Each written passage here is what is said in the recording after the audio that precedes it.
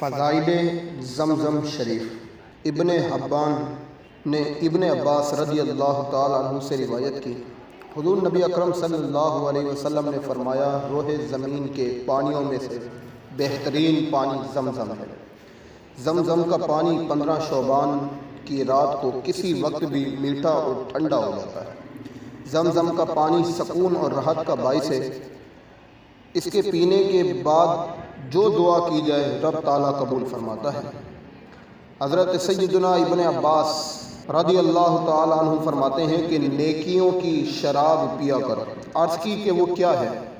فرمایا زمزم کا پانی۔ حضور نے فرمایا کہ اگر کسی کو تحفہ دو تو زمزم پیش کیا کرو۔ سیدہ عائشہ صدیقہ رضی اللہ تعالیٰ عنہ اس پانی کو بوتل میں لے جاتی تھی۔ حضور مشکیزے میں یہ پانی لے کر بیماروں پر مارتے تو بیماروں کو شفا ملتی۔